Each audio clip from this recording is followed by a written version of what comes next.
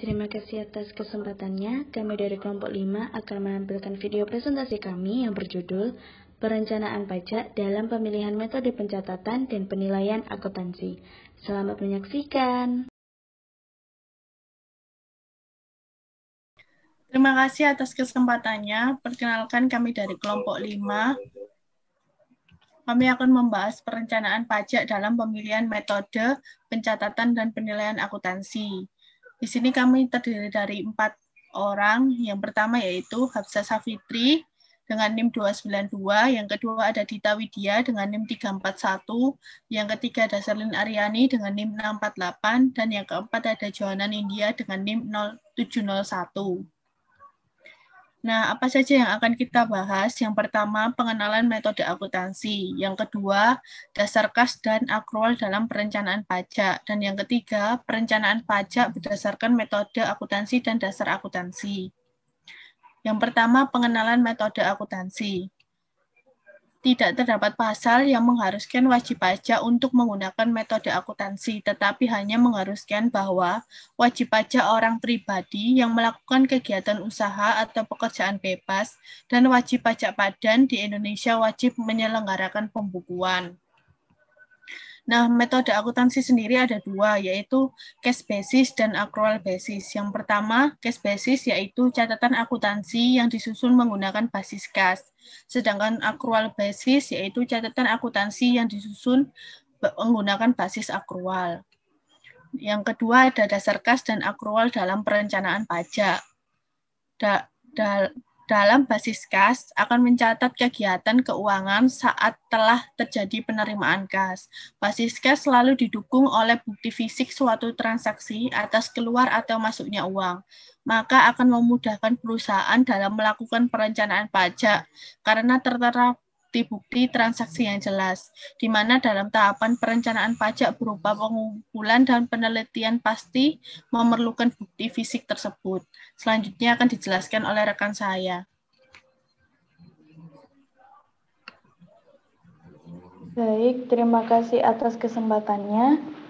Saya Johanna Nindya Hapsari dengan NIM 701 melanjutkan presentasi dari rekan saya, yaitu dua pilar konsep dalam cash basis. Ada pengakuan pendapatan dan pengakuan biaya. Yang pertama, pengakuan pendapatan.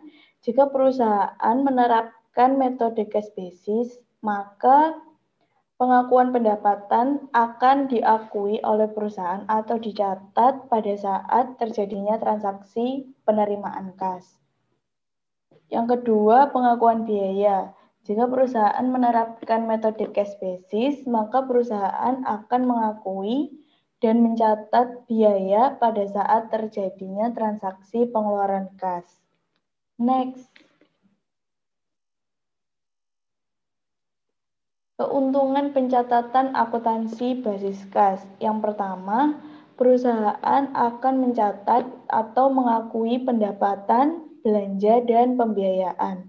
Yang kedua, beban atau biaya tidak akan diakui lebih dulu karena belum terjadi pengeluaran kas, sehingga tidak mengurangi pendapatan.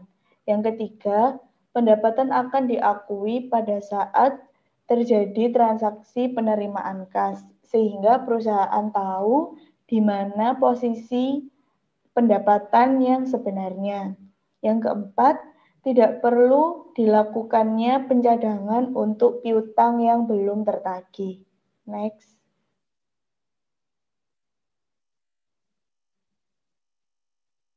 Kelemahan basis kas. Yang pertama, adanya penghapusan piutang secara langsung sehingga tidak ada estimasi piutang yang tak tertagih. Contohnya, perusahaan melakukan penjualan kredit, pasti akan timbul yang namanya piutang jika perusahaan menggunakan metode accrual basis. Tetapi, jika perusahaan menggunakan cash basis, piutang tidak akan dicatat karena perusahaan hanya akan mencatat pada saat piutang itu dilunasi, bukan pada saat piutang itu terjadi. Yang kedua, setiap pengeluaran kas akan diakui sebagai beban. Yang ketiga, metode ini tidak mencerminkan besarnya kas yang tersedia. Yang keempat, sulit bagi manajemen untuk mempertimbangkan kebijakan di masa yang akan datang jika hanya berpatok pada kas. Terima kasih. Selanjutnya akan dilanjutkan oleh rekan saya. Terima kasih atas kesempatannya. Nama saya Hafsa, NIM 292. Di sini saya akan menjelaskan dasar akrual dalam perencanaan pajak. Dasar akrual dalam perencanaan pajak adalah dalam basis akrual pendapatan dan biaya dicatat dan dilaporkan pada saat timbulnya kewajiban meskipun uangnya belum diterima atau dibayar. Jadi di sini basis akrual sangat berbeda dengan basis kas karena basis akrual itu sudah mencatat transaksi penjualan walaupun kita belum menerima uangnya. Jadi sudah ada transaksi tapi kita belum menerima uangnya, tapi kita sudah mencatat gitu loh. Next.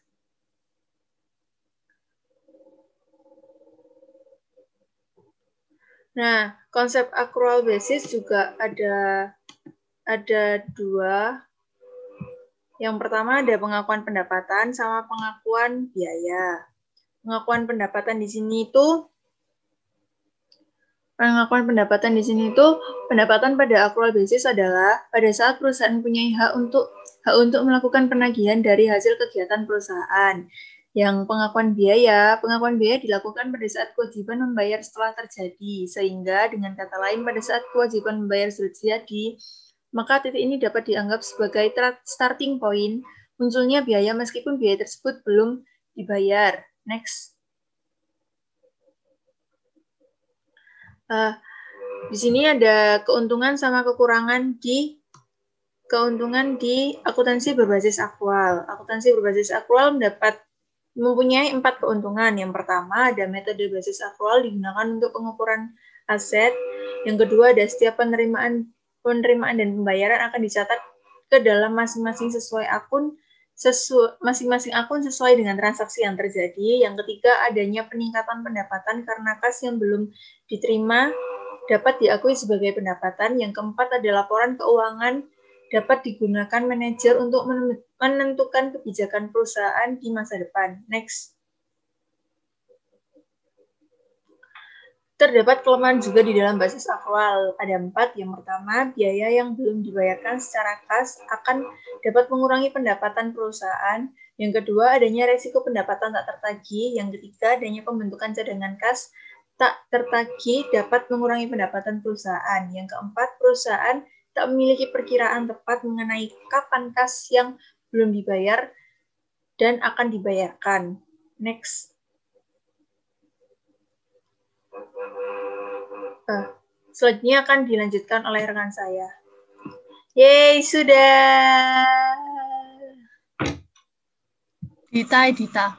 Baik, terima kasih atas kesempatannya. Saya Dita Widya, NIM 341 akan melanjutkan presentasi dari rekan saya. Di sini ada perencanaan pajak atas berbagai metode akuntansi. Ada syarat melakukan pencatatan bagi WPOP yang mempunyai usaha ataupun WPOP yang dikategorikan profesional atau orang yang disertifikasi oleh negara. Orang WPOP yang mempunyai usaha itu seperti usaha manufaktur, dagang, ataupun jasa. Dan yang dikategorikan profesional itu sebagai dokter, akuntan, pengacara, notaris. Jadi maksud dari sistem pencatatan dilakukan WPOP ini untuk menjalankan pekerjaan bebas ataupun usaha dengan jumlah bruto yang dalam setahunnya itu kurang dari 4,8 miliar atau yang sebulannya itu kurang dari 400 juta. Jadi wajib melakukan pencatatan. Yang selanjutnya ada konsep dasar akuntansi atas perencanaan pajak, yaitu pembukuan. Dalam proses pembukuan ataupun pencatatan akan menjadi kegiatan yang utama bagi akuntansi komersial. Dari sisi pajak sendiri, pembukuan dan pencatatan adalah menjadi hal yang sangat krusial karena menjadi dasar setiap wajib pajak itu menghitung besarnya pajak yang terhutang. Dan proses pencatatan yang dilakukan secara teratur untuk mengumpulkan sebuah data informasi keuangan yang akan ditutup oleh menyusun laporan keuangan berupa neraca dan laporan laba rugi untuk tahun pajak tersebut, yaitu pada pasal 1 ayat 29 Undang-Undang KUP, dan pembukuan sendiri pada pasal 28 Undang-Undang KUP. Di slide selanjutnya ada dasar akuntansi perencanaan pajak berlaku secara umum, yaitu yang pertama ada laporan keuangan fiskal, yaitu merupakan sebuah informasi akuntansi yang dibuat untuk kepentingan perpajakan sendiri. Penyajiannya pun sesuai dengan ketentuan peraturan perundang-undangan perpajakan yang berlaku serta aturannya pelaksanaan itu sesuai dengan peraturan perpajakan. Laporan fiskal sendiri mencakup neraca fiskal, perhitungan laba rugi, perubahan laba ditahan, penjelasan laporan keuangan fiskal, rekonsiliasi ke laporan keuangan komersial dan laporan fiskal, ikhtisar kewajiban pajak. Dan laporan keuangan komersial sendiri disusun berdasarkan standar-standar yang telah ditetapkan sesuai dengan prinsip akuntansi yang sifatnya itu netral dan tidak memihak. Dan di sini ada accrual basis dan going concern. Accrual basis yaitu pengakuan transaksi saat terjadi dan dilaporkan pada periode tersebut. Itu sudah diulas lebih detail pada slide sebelumnya yang dijelaskan oleh rekan saya.